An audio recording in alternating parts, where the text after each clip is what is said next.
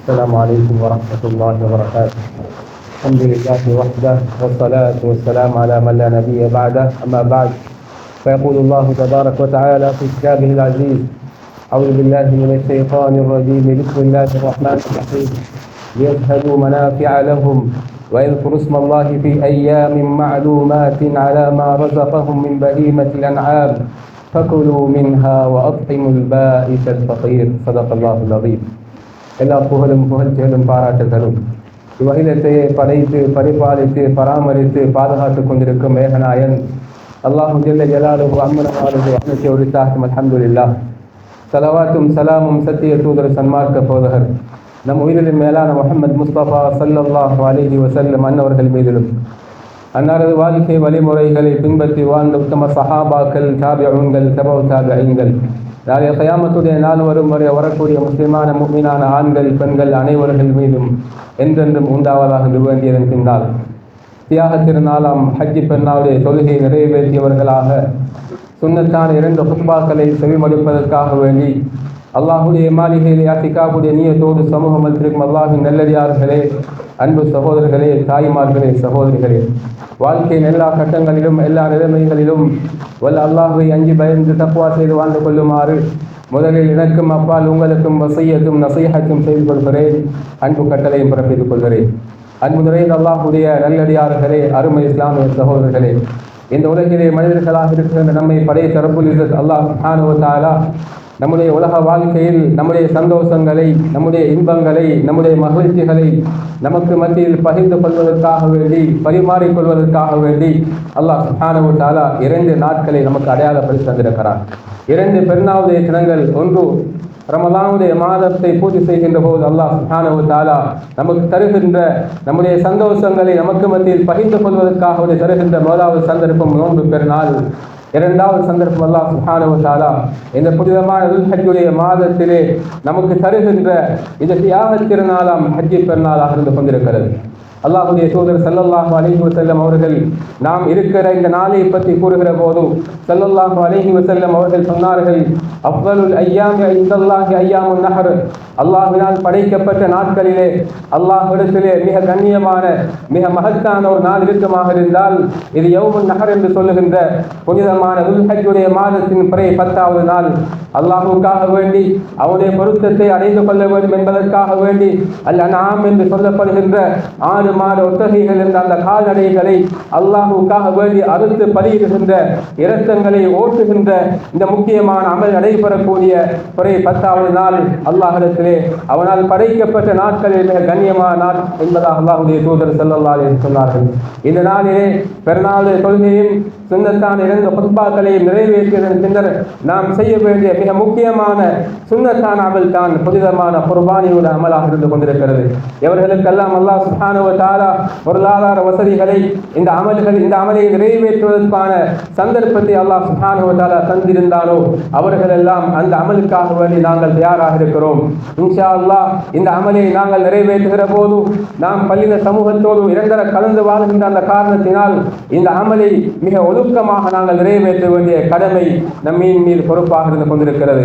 அந்த மாமிசங்கள் வெளியே தெரியாமல் மறைமுகமான வேர்கள் அவைகளை பெக் பண்ணிக் கொள்வதும், அந்த மாமிசத்திலிருந்து வெளியேறக்கூடிய இரத்தங்கள் பாதைகளிலே தெருக்களிலே ஆங்காங்கே சிதறிவிடாமல் பாதுகாப்பான முறையில் அந்த மாமிசங்களை நாங்கள் பெக் பண்ணி மக்களுக்கு பகிர்ந்தளிப்பது நம்முடைய தலையாய கடமையாக இருந்து கொண்டிருக்கிறது. கண்ணியமானவர்களே, அல்லாஹ்வுடைய நல்லடியார்களே, நாட்களில் சிறந்த நாள் இந்த துல்ஹஜ்ஜுடைய மாதத்தின் பிறை 10வது நாள் என்று சொன்ன அல்லாஹ்வுடைய தூதர் ஸல்லல்லாஹு அலைஹி வஸல்லம் அவர்கள் அந்த ஹதீஸுடைய தொடரிலே சொன்னார்கள்: சும்ம யௌமுல் கத்ர். அதற்கு பின்னால் நாட்களிலே சிறந்த நாள் என்னவென்றால் அல்லாஹ்வுடைய அந்த உயர்தரமான கடமையாக இருக்கின்ற புனிதமான ஹஜ்ஜுடைய கடமையை நிறைவேற்றி சென்ற அல்லாஹ்வுடைய தூதுக்குழுக்களாக இருக்கின்ற அந்த ஹாஜிமார்கள் புனிதமான மினாவிலே தங்கி இருக்குகின்ற ஐயாமுத் தஷ்ரீக்குடைய 3 நாட்கள் அல்லாஹ்விடத்தில் மிக கண்ணியமான நாட்கள் என்பதாக ஹபீப் ஸல்லல்லாஹு அலைஹி வஸல்லம் சொன்னார்கள். ஐயாமுத் தஷ்ரீக்குடைய நாட்கள் என்பது துல்ஹஜ்ஜுடைய மாதத்தின் நாம் இருக்கிற இந்த நாளை அடுத்து வருகின்ற அந்த 3 நாட்களாக இருந்து கொண்டிருக்கிறது. துல்ஹஜ்ஜுடைய மாதத்தின் பிறை 11வது 12வது 13வது இந்த நாட்கள் தான் ஐயாமு தஷ்ரீக்குடைய நாட்களாக இருந்து கொண்டிருக்கின்றன. ஐயாமு தஷ்ரீக் என்று இந்த நாட்களுக்கு பேர் வருவதற்கான ஒரு காரணம் இருக்கிறது. இந்த நாட்களிலே ஒரு ஐயாவுடைய அமலை நிறைவேற்றிவிட்டு அதிலே இருக்கின்ற அந்த மாமிசங்களை இறைச்சிகளை எல்லாம் சூரிய ஒளியிலே காய வைத்து அவைகளை பயன்படுத்துகின்ற சேமித்து பயன்படுத்துகின்ற ஒரு வளமை அந்த காலத்தில் இருந்த அரேபியர்களிடம் இருந்த காரணத்தினால் இந்த 3 நாட்களுக்கும் ஐயாமு தஷ்ரீக்குடைய நாட்கள் என்பதாக பெயர் வைக்கப்பட்டிருக்கிறது. அன்பான அல்லாஹ்வுடைய நல்லடியார்களே, அருமை இஸ்லாமிய சகோதரர்களே, இஸ்லாமிய உம்மத்துக்கு 2 பெருநாளுடைய தினங்கள் என்று நாங்கள் சொல்கிறோம். ரமதானுடைய மாதத்துடைய நிறைவிலே நோன்பு பெருநாளை நாங்கள் கொண்டாடுகிறோம். புனிதமான துல்ஹஜ்ஜுடைய மாதம், அந்த மாதத்தில் அல்லாஹ் சுப்ஹானஹு வ தஆலா யௌமுன் நஹர் என்று சொல்லுகின்ற இந்த நாளை நமக்கு பெருநாளாக தந்திருக்கிறான். இதை அடுத்து வருகின்ற 3 நாட்களும் நமக்கு பெருநாளுடைய தினங்கள் என்பதை நாங்கள் மறந்துவிடக் கூடாது. ஹபீப் ஸல்லல்லாஹு அலைஹி வஸல்லம் அவர்கள் ஒரு ஹதீஸிலே தெளிவாக சொன்னார்கள். அதாவது நபி அலைஹிஸ்ஸலாம் அவர்கள் சொன்னார்கள், இன்ன யௌமன் நஹர் வ யௌம அரஃபா வ அய்யாமத் தஷ்ரீக் ஹுன்ன ஈதுனா அஹ்லுல் இஸ்லாம். அல்லாஹ்வுடைய தூதர் ஸல்லல்லாஹு அலைஹி வஸல்லம் சொன்னார்கள், நிச்சயமாக நாம் இருக்கிற இந்த நாளும் இதற்கு முன்னால் நாம் நேற்று கழித்த அந்த அரஃபாவுடைய நாளும் இதை அடுத்து வருகின்ற 3 நாட்களும் இஸ்லாமிய சமூகமே, இஸ்லாமிய உம்மத்து இது பெருநாளுடைய நாட்களாக இருந்து கொண்டிருக்கிறது. இந்த நாட்கள் உங்களுடைய மகிழ்ச்சிகளை, உங்களுடைய சந்தோஷங்களை, உங்களுடைய உள்ளத்தில் இருக்கிற அந்த பூரிப்புகளை எல்லாம் உங்களுக்கு மத்தியில் பகிர்ந்து கொள்வதற்காக வேண்டி அல்லாஹ் ஆக்கி தந்திருக்கிற பெருநாளுடைய நாட்கள் என்பதாக அல்லாஹ்வுடைய தூதர் ஸல்லல்லாஹு அலைஹி வஸல்லம் சொல்லிவிட்டு தொடர்ச்சியாக சொன்னார்கள், உன் ஐயாமு அக்லின் வ ஷுர்பின், நீங்கள் ஷரியத்திலே அல்லாஹ் சுப்ஹானஹு வ தஆலா ஆகுமாக்கி தந்த அந்த உணவுகளை, நீங்கள் விரும்புகின்ற அந்த உணவுகளை எல்லாம் ஷரியத்துடைய வரையறைக்குட்பட்டவாறு அன்பாக அதை ஆசையாக உண்டு மகிழக்கூடிய நாட்களாக இந்த ஐயாமு தஷ்ரீக்குடைய நாட்களாக இருந்து கொண்டிருக்கின்றன. கண்ணியமானவர்களே, அல்லாஹ்வுடைய நல்லடியார்களே, எனவே இந்த நாட்களில் நாம் செய்ய வேண்டிய முக்கியமான அமல்கள் இருந்து கொண்டிருக்கின்றன. அதிலே முதலாவது அமல் தான் அல்லாஹ் சுப்ஹானஹு வ தஆலா புனிதமான உல்ஹிய்யாவுடைய அமலை நிறைவேற்றுவதன் மூலமாக, அதன் மூலமாக நமக்கு கிடைக்கின்ற அந்த இறைச்சிகளை, மாமிசங்களை அல்லாஹ் சுப்ஹானஹு வ தஆலா உண்ணக்கூடிய பாக்கியத்தை தந்திருக்கிறான். இந்த நியமத்துக்கு நாம் அல்லாஹ்வுக்கு நன்றி செலுத்த வேண்டும் என்பதை அல்லாஹ் சுப்ஹானஹு வ தஆலா பரிசுத்தமான அல் குர்ஆனிலே சூரா ஹஜ்ஜுடைய 36வது வசனத்தில் அல்லாஹ் சுப்ஹானஹு வ தஆலா குறிப்பிடுகின்ற போது, வல் புதுன ஜஅல்நாஹா லகும் மின் ஷஆயிரில்லாஹ், குர்பானிக்காக ஒட்டகைகளை நாங்கள் உங்களுக்கு அல்லாஹ்வுடைய அடையாள சின்னங்கள் ஒன்றாக நாங்கள் ஆக்கி தந்திருக்கிறோம். அவைகளை உரிய முறையிலே அறுக்குகின்ற போது அல்லாஹ்வுடைய திருநாமத்தை பெயர் சொல்லி அறுத்து அந்த ஒட்டகையுடைய உயிர் அந்த உடலில் இருந்து பிரிகின்ற போது அந்த ஒட்டகத்துடைய மாமிசத்தை நீங்கள் உண்ண வேண்டும். மாத்திரமல்ல, சமூகத்திலே வறுமையோடு வாழக்கூடிய அந்த ஏழை எளியவர்களுக்கு நீங்கள் பகிர்ந்தளிக்க வேண்டும். சமூகத்திலே இன்னும் ஒரு கூட்டத்தார் இருக்கிறார்கள், தன்னுடைய தன்மானத்துக்காக வேண்டி, தன்னுடைய கௌரவத்துக்காக வேண்டி, சுயமரியாதைக்காக வேண்டி பிறர்களிடம் கையேந்தாமல் உள்ளத்திலே கவலைகளையும் கஷ்டங்களையும் மறைத்துக் கொண்டு கண்ணீரோடு வாழக்கூடியவர்கள், அவர்களுக்கும் இந்த குர்பானியுடைய பிராணியின் மாமிசத்தை நீங்கள் பகிர்ந்தளியுங்கள். கதாலிக்க சஃபர்னாஹா லகும், அவ்வாறுதான் நாம் இந்த பிராணிகளை எல்லாம் உங்களுக்கு வசப்படுத்தி தந்திருக்கிறோம். காரணம் என்னவென்றால் அல்லாஹ் சுப்ஹானஹு வ தஆலா கடைசியிலே சொல்கிறான், லஅல்லக்கும் தஷ்குரூன், நீங்கள் நன்றி உள்ளவர்களாக மாற வேண்டும் என்பதற்காக வேண்டி. எனவே இந்த ஐயாமு தஷ்ரீக்குடைய நாட்களிலே பகிர்ந்தளிக்கப்படுகின்ற இந்த உல்ஹிய்யாவுடைய குர்பானியுடைய மாமிசத்தை உன்னதத்திற்கு நாம் அல்லாஹ்வுக்கு நன்றி செலுத்த வேண்டும் என்பதை அல்லாஹ் சுப்ஹானஹு வ தஆலா எதிர்பார்க்கிறான். 2வது நாட்களிலே நாம் செய்ய வேண்டிய சுன்னத்தான அமல் தான், நாம் நம்முடைய சந்தோஷங்களை, நம்முடைய மகிழ்ச்சிகளை இந்த நாட்களிலே நம்முடைய குடும்பங்களுக்கு மத்தியில், நம்முடைய சகோதரர்களுக்கு மத்தியில், நம்முடைய நண்பர்களுக்கு மத்தியில் அந்த சந்தோஷத்தை ஷரியாவுடைய வரையறைக்கு உட்பட்டவாறு வரம்பு மீறி விடாமல் நாம் அந்த சந்தோஷத்தை நமக்கு மத்தியிலே பகிர்ந்து கொள்ள வேண்டும். 3வது அமல் தான், இந்த நாட்களிலே நாம் அல்லாஹ்வை அதிகமாக திக்ர் செய்ய வேண்டும். நாம் நினைத்து விடக்கூடாது, துல்ஹஜ்ஜுடைய மாதத்தின் ஆரம்ப 10 தினங்களுடைய சிறப்புகளை பேசுவதனால் அதன் பின்னால் இருக்கின்ற இந்த 3 நாட்களும் சிறப்பில்லை என்று நாங்கள் நினைத்து விடக்கூடாது. மிகுதமாக இருக்கின்ற அந்த 3 நாட்களும் மிக கண்ணியமான நாட்கள். இந்த நாட்களிலே நாம் அல்லாஹ்வை அதிகமாக திக்ர் செய்ய வேண்டும், அல்லாஹ்வை தக்பீர் செய்ய வேண்டும், அல்லாஹ்வுடைய புகழை நாங்கள் பாட வேண்டும். சுப்ஹானல்லாஹ், அல்ஹம்துலில்லாஹ் போன்ற வார்த்தைகள் மூலமாக நாம் அல்லாஹ்வை புகழ வேண்டும். லா இலாஹ இல்லல்லாஹ் என்ற அல்லாஹ்வுடைய அந்த தௌஹீதுடைய ஏகத்துவ கலிமாக்களை நாங்கள் இந்த நாட்களில் அதிகமாக ஒலிய வேண்டும்.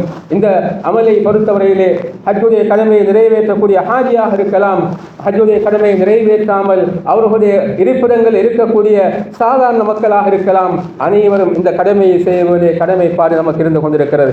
இமாம் மாலிக் ரஹிமஹுல்லாஹ் அவர்கள் இந்த தக்பீருடைய அமலை பற்றி குறிப்பிடுகிற போது சொல்கிறார்கள், ஐயாமு தஷ்ரீக்குடைய அந்த நாட்களிலே ஆண்கள், பெண்கள், அடிமைகள், சிறார்கள், கிராமப்புறங்களிலே வாழக்கூடியவர்கள், பிரயாணிகள், ஜமாஅத்தாக பரலான தொழுகை நிறைவேற்றக்கூடியவர்கள், தனியாக பரலான தொழுகை நிறைவேற்றக்கூடியவர்கள், ஏன் சமூகத்திலே வாழ்கின்ற பெண்கள் கூட அவர்கள் மஸ்ஜிதில் தொழுதாலும் சரி, அவர்களுடைய வீடுகளிலே தொழுதாலும் சரி, அவர்களுடைய காதுக்கு கேட்கக்கூடிய அமைப்பிலே தக்பீரை மொழிவது இந்த நாட்களிலே செய்ய வேண்டிய முக்கியமான ஒரு சுன்னத்தான அமல் என்பதை இமாமுனா மாலிக் ரஹிமஹுல்லாஹ் அவர்கள் குறிப்பிடுகிறார்கள். அன்பார்ந்தவர்களே, அல்லாஹ்வுடைய நல்லடியார்களே, ஹஜ்ரத் உமர் ரலியல்லாஹு தஆலா அவர்கள் இந்த ஐயாமு தஷ்ரீக்குடைய நாட்களிலே மினாவிலே அவர்களுக்கு அளிக்கப்பட்டிருக்கின்ற அந்த கூடாரத்தில் அதிகமாக தக்பீர் சொல்லக்கூடியவர்களாக இருந்தார்கள். உமர் ரலியல்லாஹு அன்ஹு அவர்களுடைய அந்த தக்பீருடைய சத்தத்தை கேட்டு மினாவிலே மஸ்ஜிதிலே அமர்ந்திருக்கின்ற அந்த சஹாபாக்கள், நபி தோழர்கள் தக்பீர் சொல்வார்கள். அது மாத்திரமல்ல, இந்த தக்பீருடைய சத்தத்தை கேட்கக்கூடிய அந்த மினாவிலே இருக்கின்ற கடை தெருக்களில் வியாபாரம் செய்கின்ற வியாபாரிகள், பொருட்கள் வாங்கல் ஈடுபடக்கூடிய நபர்கள், இவர்களும் சேர்ந்து அல்லாஹுடைய தக்பீரை, சங்கநாதத்தை ஒலிக்க ஆரம்பிப்பார்கள்.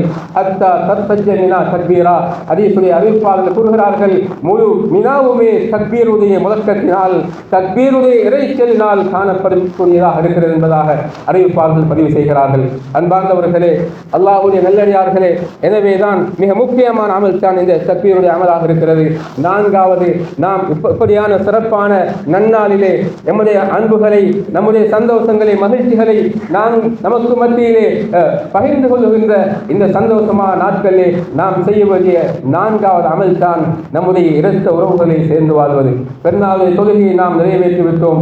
நானும் என்னுடைய குடும்பம் என்று பாராமல் நம்முடைய தாய் தந்தையர்களை, நம்முடைய இரத்த உறவுகளை, உடன்பிறப்புகளை, சகோதரர்களை, நண்பர்களை, அயல் வீட்டார்களை நாம் சேர்ந்து நடப்பதற்கான ஒரு முக்கியமான சந்தர்ப்பமாக அல்லாஹ் சுப்ஹானஹு வ தஆலா இப்படியான சிறப்பான பெருநாளுடைய நாட்களை தந்திருக்கிறான்.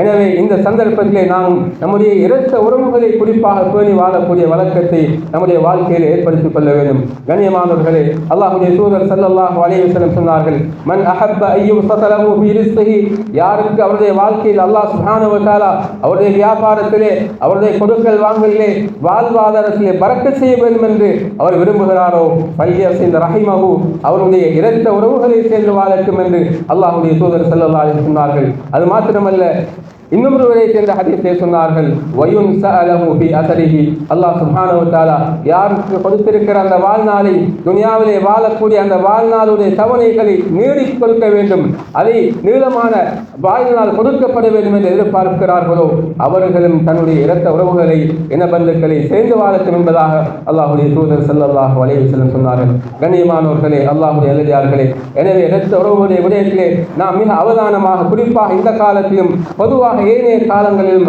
அந்த உறவு முறையிலே பேணலாக இருக்க வேண்டும். ஏனென்றால் நாம் எவ்வளவுதான் அமல்கள், இபாதத்திலே கஷ்டத்தோடு சிரமப்பட்டு ஈடுபட்டாலும் இந்த இரத்த உறவு என்று சொல்லுகின்ற அந்த உறவு பாலத்திலே ஏதாவது அது அங்கே மோசடி நடக்குமாக இருந்தால், உறவுகள் முறிக்கப்படுமாக இருந்தால், நம்முடைய அமலுடைய கபூலியத்துக்கு அந்த இரத்த உறவுகளுடைய அந்த முறிவு காரணமாக அமையும் என்பதை நாம் நம்முடைய சிந்தனையிலே வைக்க கடமைப்பட்டிருக்கிறோம். அன்பார்ந்தவர்களே, அல்லாஹ்வுடைய நல்லடியார்களே, கடைசியான ஒரு அமல் தான் எவர்களுக்கெல்லாம் அல்லாஹ் சுப்ஹானஹு வ தஆலா இன்றைய நாளிலே குர்பானியுடைய அமலை நிறைவேற்றுவதற்கான சந்தர்ப்பத்தை கொடுக்கவில்லையோ அவர்களுக்கு அல்லாஹ் சுப்ஹானஹு வ தஆலா தருகின்ற இறுதி சந்தர்ப்பம் தான் ஐயாமு தஷ்ரீக்குடைய 13வது நாள். சூரியன் மறையும் நேரம் வரைக்கும் அவகாசம் இருக்கிறது.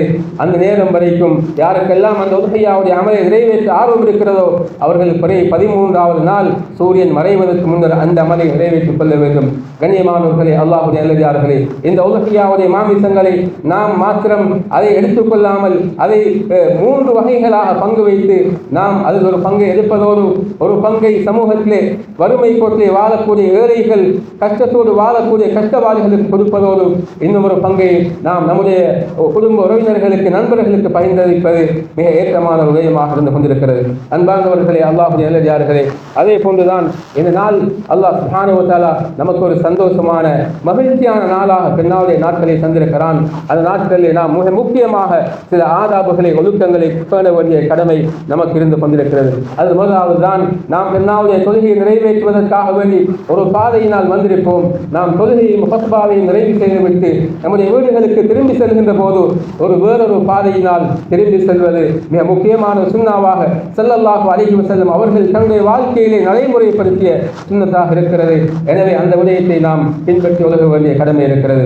இரண்டாவது விடயம்தான், நம்முடைய ஆடைகளுடைய விடயத்திலே இஸ்லாம் சொல்லுகின்ற ஆதாபுகளை, ஒழுக்க விழுமியங்களை மிக கண்டிப்பாக நாம் எடுத்துக்கொள்ள வேண்டிய கடமைப்பாடு இருக்கிறது.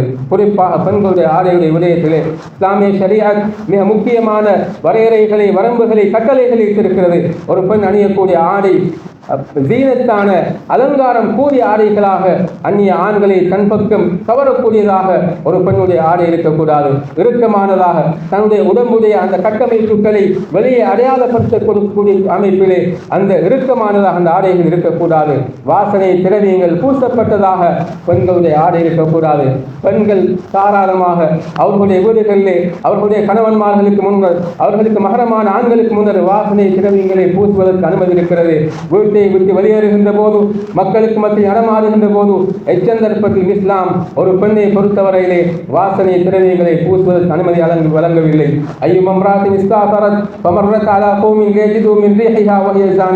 அல்லாஹ்வுடைய தூதர் ஸல்லல்லாஹு அலைஹி வஸல்லம் எந்த பெண்மணி வாசனை திரவியங்களை தன்னுடைய ஆடையிலே பூசிக்கொண்டு அந்நிய ஆடவர்களுக்கு மத்தியில் வெளியேறி செல்கிறாளோ அவள் விபச்சாரி என்ற மிக பயங்கரமான ஒரு எச்சரிக்கை அல்லாஹ்வுடைய தூதர் ஸல்லல்லாஹு அலைஹி வஸல்லம்.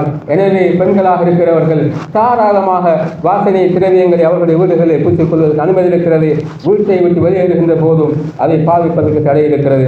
அதே போன்று பெண்கள் அணியக்கூடிய ஆடை மென்மையானதாக, அவர்கள் உள்ளால் அணிந்திருக்கின்ற ஆடைகளை வெளியே காட்டக்கூடிய அமைப்பிலே அவர்களுடைய ஆடை இருக்கக்கூடாது. ஆண்கள் அணியக்கூடிய ஆடைக்கு ஒப்பானதாக அவர்களுடைய ஆடை இருக்கக்கூடாது. மாற்று மத சகோதரர்கள் அணியக்கூடிய அந்த ஆடைகளுக்கு ஒப்பானதாக, நிகரானதாக இஸ்லாமிய ஒரு பெண், ஒரு முக்கியமான சகோதரி அணியக்கூடிய ஆடை இருக்கக்கூடாது என்ற இறுக்கமான சட்டங்களை இஸ்லாமிய ஷரீஅத் தந்திருக்கின்ற அதே வேளை ஆண்களாக இருக்கின்ற நாம் இந்த பெண்களுடைய விடயத்திலே நம்முடைய மனைவிமார்கள், நம்முடைய பெண் பிள்ளைகளுக்கு ஆடைகள் வாங்கி கொடுக்கின்ற, கொள்வனவு செய்கின்ற விடயத்திலே நாம் மிக அவதானமாக இருப்பது காலத்தின் தேவையாக இருந்து கொண்டிருக்கிறது. கண்ணியமானவர்களை, அல்லாஹ்வுடைய நல்லடியார்களே, அதே நேரத்திலே ஆண்கள் நாம் அணியக்கூடிய ஆடைகள் இறுக்கமானதாக நாம் அணியக்கூடாது.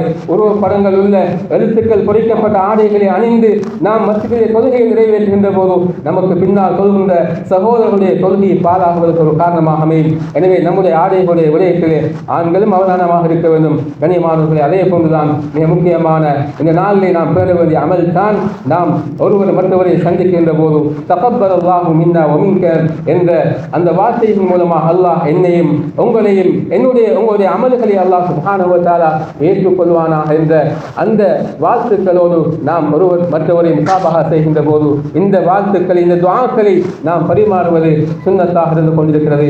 சஹாபா தோழர்கள் இந்த துஆவோடு ஒருவர் மற்றவரை பெருநாளுடைய நாட்களில் சந்திக்கின்ற போது வாழ்த்திருக்கிறார்கள், துஆ கேட்டிருக்கிறார்கள். எனவே கண்ணியமானவர்களே, அல்லாஹ் நல்லடியார்களே, இந்த சிறப்பான ஒரு நாளை அல்லாஹ் சுப்ஹானஹு வ தஆலா அவனுக்கே மிக கண்ணியமான, மிக உயர்தரமான ஒரு நாளை அல்லாஹ் சுப்ஹானஹு வ தஆலா நம்முடைய வாழ்க்கையை அடையக்கூடிய ஒரு பாக்கை தந்திருக்கிறான். அதுக்கு நாம் நன்றி செலுத்த வேண்டும். வல்லவன் அல்லாஹ் சுப்ஹானஹு வ தஆலா இப்படியான மகிழ்ச்சிகரமான நாட்களிலே அவன் எப்படி அந்த நாட்களை கழிக்கும்படி நமக்கு வலியுறுத்தியிருக்கிறானோ அந்த அமைப்பிலே அந்த நாட்களை கழிப்பதோடு ஷரியத் சொல்லியிருக்கிற அந்த வழிமுறைகளை இப்படியான பெருநாளுடைய தினங்களில் ஏற்படுத்தக்கூடிய பாக்கியத்தை வல்லவன் அல்லாஹ் சுப்ஹானஹு வ தஆலா நம் அனைவருக்கும் தந்தருவானாக. வாஹிரு தஅவானா அல்ஹம்துலில்லாஹி ரப்பில் ஆலமீன். அல்லாஹு அக்பர், அல்லாஹு அக்பர், அல்லாஹு அக்பர், அல்லாஹு அக்பர், அல்லாஹு அக்பர், அல்லாஹு அக்பர், அல்லாஹு அக்பர், அல்லாஹு அக்பர், அல்லாஹு அக்பர், லா இலாஹ இல்லல்லாஹ் வல்லாஹு அக்பர், அல்லாஹு அக்பர் வலில்லாஹில் ஹம்த். அல்ஹம்துலில்லாஹ், அல்ஹம்துலில்லாஹில் கரீமில் வஹ்ஹாப், அல்ஹம்துலில்லாஹிர் ரஹீமித் தவ்வாப், அல்ஹம்துலில்லாஹில் ஹாதி இலஸ் ஸவாப், முஸீரிஷ் ஷதாயித் வ காஷிஃபில் முஸாப், அல்ஹம்துலில்லாஹி ஃபாரிஜில் ஹம்மி காஷிஃபில் கம்மி முஜீபி தஅவத்தில் முஃபர்ரி ஃபமா ஸஅலஹு ஸாயிலுன் ஃபகாப்.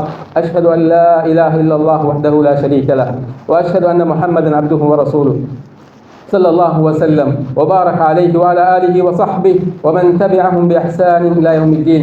أما بعد، فيا أيها الإخوان في الله، أوصيكم وإياي أولا بتقوى الله. فقد قال الله تبارك وتعالى في كتابه العزيز: أعوذ بالله من الشيطان الرجيم، بسم الله الرحمن الرحيم، ليشهدوا منافع لهم ويذكروا اسم الله في أيام معلومات على ما رزقهم من بهيمة الأنعام فكلوا منها وأطعموا البائس الفقير. الله أكبر كلما ذكره الذاكرون، الله أكبر كلما سجد بين يديه الساجدون، الله أكبر كلما سبحه المسبحون، الله أكبر كبيرا والحمد لله كثيرا وسبحان الله بكرة وأصيلا. نحمد الله تعالى أن يسر لنا اغتنام الأشهر الأول من ذي الحجة بألوان من الطاعات، ونسأله تعالى أن يجعلنا فيه من المقبولين. واعلموا عباد الله أن الأعياد الشرعية لم تجعل للهو واللعب، وإنما جعلت لإقامة ذكر الله وطاعته والإكثار من الاستغفار. فعيدنا أهل الإسلام ليس كعيد الكفار جعل للفخر والاستكبار، وإنما جعل لإقامة ذكر الله والخضوع له. واعلموا أنه ليس السعيد من أدرك العيد وجمل ظاهره باللباس الجديد وملأ بطنه بالطعام اللذيذ، وإنما السعيد من تقبل الله صيامه وقيامه وغفر ذنوبه وإجرامه. عباد الله، أحسنوا لآبائكم وصلوا أرحامكم وأكرموا أيتامكم ويسروا على فقرائكم وتذكروا موتاكم بالدعاء والصدقة، وتعاونوا على البر والتقوى ولا تعاونوا على الإثم والعدوان في العيد وغير العيد. وتذكروا قول الله تبارك وتعالى: قد أفلح من تزكى وذكر اسم ربه فصلى. نفعني الله وإياكم بالقرآن العظيم وبسنة رسوله الكريم. أقول قولي هذا أستغفر الله العظيم لي ولكم ولسائر المسلمين من كل ذنب فاستغفروه إنه هو الغفور الرحيم.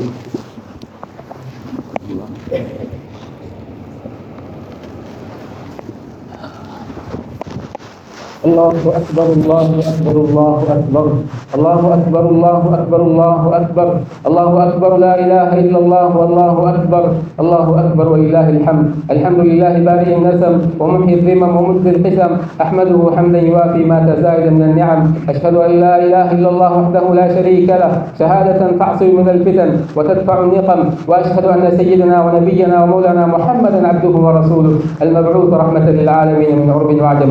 صلى الله على سيدنا محمد وعلى آله وأصحابه صلاة وسلاما دائمين ممتدين إلى يوم الدين.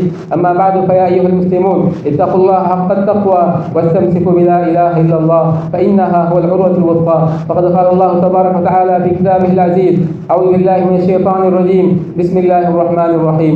إن الله وملائكته يصلون على النبي يا أيها الذين آمنوا صلوا عليه وسلموا تسليما. اللهم صل على سيدنا ونبينا ومولانا محمد عبدك ورسولك، وصل على المؤمنين والمؤمنات والمسلمين والمسلمات، وبارك على محمد صلى الله عليه وسلم وأزواجه وذريته. قال النبي صلى الله عليه وسلم: أرحم أمتي بأمتي أبو بكر، وأشدهم في أمر الله عمر، وأفتقهم حياء عثمان، وأقضاهم علي رضي الله عنهم، وفاطمة سيدة نساء أهل الجنة، والحسن والحسين سيدا شباب أهل الجنة، وحمزة أسد الله وأسد رسوله صلى الله عليه وسلم رضي الله تعالى عنهم أجمعين. اللهم اغفر للعباس وولده مغفرة ظاهرة باطنة لا تغادر ذنبا.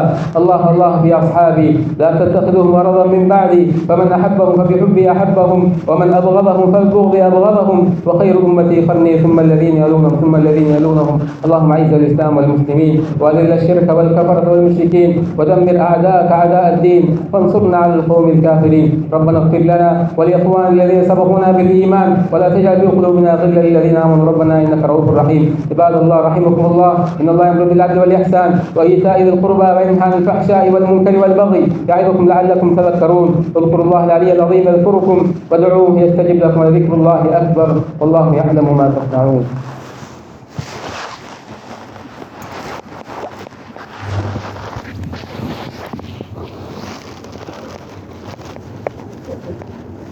الحمد لله رب العالمين حمدا يوافي نعمه ويكافئ مزيدا.